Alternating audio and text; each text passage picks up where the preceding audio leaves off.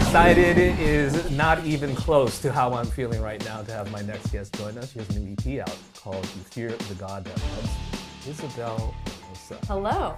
There you We are. were just talking about how are you doing? I know. How are you? I'm so good. Yes, you I'm so are. so excited to be here. Yes. This is crazy because I mean I was just saying that like you were my first in-person interview ever, and now we're back at it like almost a year later. And so you're a veteran. You've probably done a bazillion of these. These are the coolest though. These are the like I haven't done a ton of in-person ones. So you're really. Well, thank you so yeah, much for approving this one. Of course. No, what was it going to be like? Nope. Actually, no. I have to keep the mystery. I was like, no, I can't do that anymore. Yeah, no more of that nonsense. I got to keep it light. No, I'm like, I feel like a lot of people don't know who I am.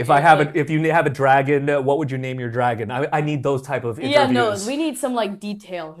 Yeah, you know, exactly, right. Exactly. I'm just happy to be here. I'm trying to avoid my hair falling into the mic. I'll just put it behind. Your hair has continued to grow since I last. I know it's. I had it straight, and it's like actually long then. You know, I'm like, this is crazy. We can test how much time has gone by how much longer my hair is. You know. Yeah. Exactly. It's and I like how the style hasn't changed much. No, it's just curly. I had it straight the other day, and then I watched it last night, so you missed it.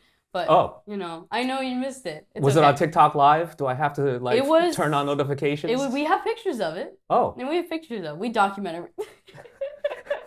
There's too much documentation in life. Documenting. No, I know. I'm like, we need to stop taking pictures. We do.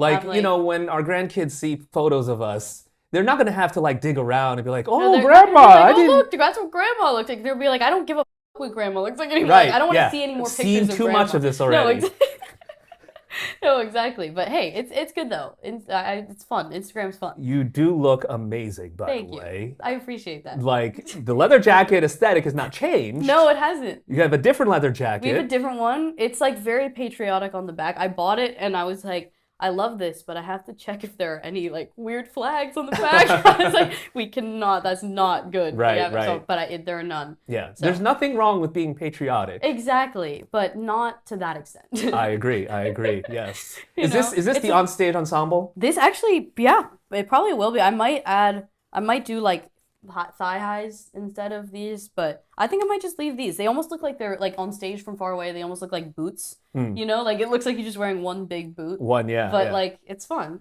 Yeah. This is actually probably the onstage outfit. You are on this tour right now with Nessa Barrett. I am. Which is insane. It's so fun. A lot has changed since we last spoke. A lot has changed since we last spoke. Yeah. No, it's been crazy. I'm so grateful that she wanted to have me on this tour, and it was just like it happened kind of like I always expected things are never gonna happen. Do you know what I mean? And then like I know we talked about tour kind of briefly, and then I think she texted me like we should start thinking about what we're gonna like announce, and I was like, wait, it's happening? I was like, oh wait, it's actually happening. I was like, oh wait. Wait a second. This wasn't done by management, record labels, or things like that. This is a personal level. Yeah, It was a really fun thing. I mean, I know that we were gonna go and just hang out, and I know we talked about it, and then we talked over FaceTime, and then I don't remember the exact timeline, but then she was like, do you want to go on tour? And I was like, I would love to go on tour.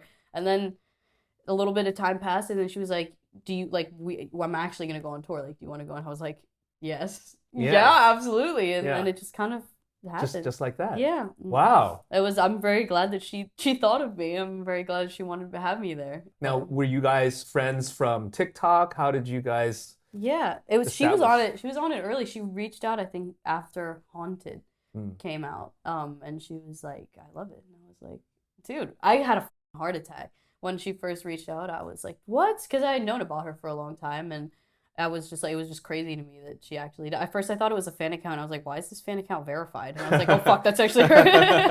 But no, she's been like genuinely the sweetest, and she's just the nicest person. And it's been great to be on this tour with her. That's so awesome to see friendships form like that, just like through online. Yeah, you know. No, exactly. It's crazy. It's just like, oh wait, we follow each other, don't we? And then and then all of a sudden you're just on FaceTime and exactly eating pickles from your kitchen. So how was your day? No, exactly. And then we're just like talking about what we didn't like about our performances or whatever. Is this what you envisioned the tour and show would look like as you were preparing ahead of this? Definitely. I honestly think that like it looks crazier than I thought it was gonna look. I'm way happy. I always try to keep my expectations very low. And just like visually and like I knew what my outfits were gonna be like, but we're like transporting like 50 leather jackets in the van all the time. Oh my It's God. like, it's bad. They're like, dude, how many? Like they all look the same. Why do you need another one? I'm like, they're different though. This one has fringe on it. All right, this one has fringe. It's different. But no, the visuals. I'm really really happy with how it's gone. Bowen, who does all the lights for the stage, he's amazing. So he's an animal. I don't know how he does it. Wait, I want to go back to the 50 leather jackets here. This is insane. And maybe I have like 10. Maybe 10. You have an obsession. I do. No, it's bad. Like, it's really bad. Like, if that's bad in the van, like, you should see my closet at home. Like, it's really bad. Aaron was like, my lovely tour manager was like, how many of these, like, be honest, does your room look like this at home? I was like, this EP, let's talk about that for a minute because it's literally brand new.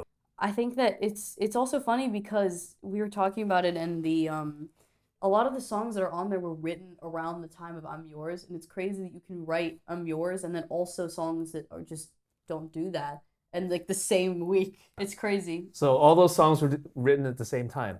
Yeah, Praying was written actually recent after kind of close to like after our interview. So it was a while ago. And then I Don't Forgive You and Without You were written around the same time as I'm Yours. And then Butterflies, again, like Butterflies was a hook that we had just written like a long time ago.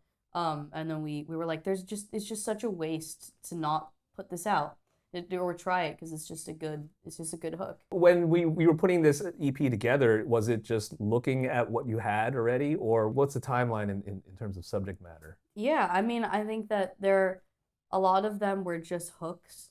So then you can kind of go back and flesh out the topic of the song and write. Okay. And write some fun lyrics. Okay. So a lot of it was like taking these hooks and then revisiting them and then kind of putting like a more recent take on like your more recent personal experiences around it. So I think that was really fun, and I think that it allowed us to kind of put together a cohesive body of work instead of just throwing together random songs. It was like finishing out songs in a way that we wanted an EP to like flow like. Mm-hmm. So it was really cool to be able to do that and just be able to, you know, just have recent events inspire things. Well, based on the title alone of various songs, yeah. One can surmise that there were things that you were going through. There were some things, but it's all good. You just put it into the music. When you are putting it into the music, are you done with those feelings? How? Definitely not. Okay.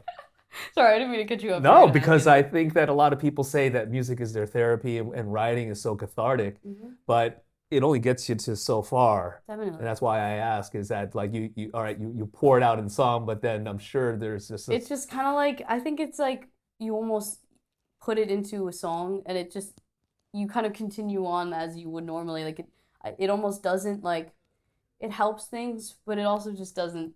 I'm kind of just writing down what I'm thinking.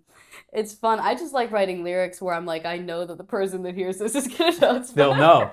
It's that transparent. No, exactly. I'm like, well, to other people, they'd be like, okay, this might be about somebody. And then to that person, they're like, oh, they're like, oh, wait, is that about me? I don't know. But hey, it's fun. And so honestly, some of it's fun because it's like Thomas and I writing it. So Thomas, I mean, we were just talking about this, but Thomas knows all the shit in my, and so he's like, he writes some of the lyrics and he's like, all like some of the personal lyrics, and it's fun. It's just funny because I'm like, it sounds like it would be from me, and then certain lyrics are from him, and Thomas is like the other half of my brain, I'm like, how do you know this? Well, you are siblings after all. Or like, right? So I'm like, where there's like kind of not a waking moment very few waking moments that we don't spend together.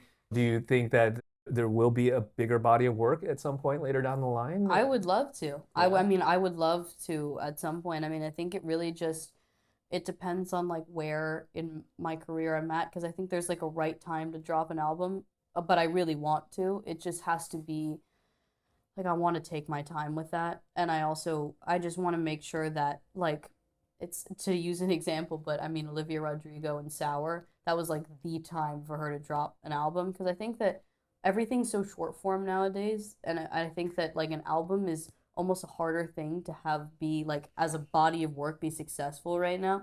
So I think that you have to have so much attention on you, and then you drop the album. So I'm like, well, I'm just want to get to that point, and then we'll have it ready. Yeah, you know? yeah. So it's an interesting timeline nowadays. It is, especially as someone that got a lot of notoriety from online exposure. Yeah. Right? And the attention spans are just like They're this. so fast. So you don't want to be just known as that No, you don't. That weird girl running yeah, nothing I know. in the middle of a dark neighborhood. No, exactly.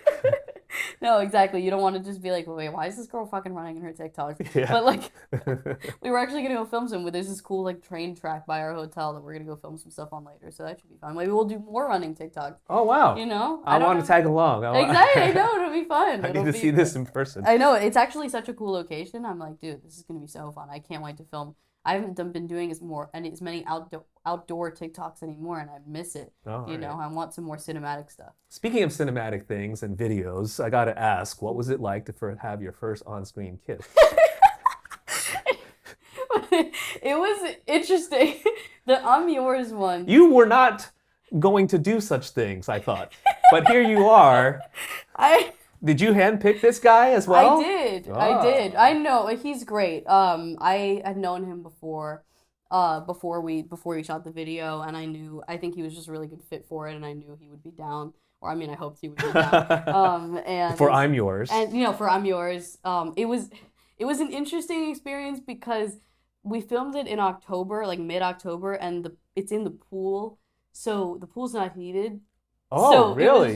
It was the type of cold that like you hit the water and your like lungs freeze for a second. Like we were trying to like act normal, and I came up and I was like, "Yo, I can't breathe." So honestly, like I thought I was gonna be way more nervous, but I was so distracted by how cold it was. I was like, I just want to get this done. Hurry up, just kiss me already. But it was fun. How romantic, Isabel. I know. He's never gonna be in one of my videos. He's like, dude. He's like, hell no. But no, he's great. The EP is just phenomenal. Genuinely, thank you. And I can't wait to see what else you got coming up in the year. It's I don't know. I mean, like, me too. I'm like, I don't know. But no, I really appreciate that. And I'm again, like, I always love having these interviews. I love just chatting with you. I know, we just honestly. get to hang out, yeah, you know? Yeah. But it should be really fun. I'm just excited to just keep going, you know, and keep making music that I'm excited about, and just keep doing different. You know, I'm gonna be rooting for you. You know that. So congrats. Thank you. Congrats on everything. I really appreciate it. It's gonna be really fun. It's Isabel LaRosa right here on B-Sides.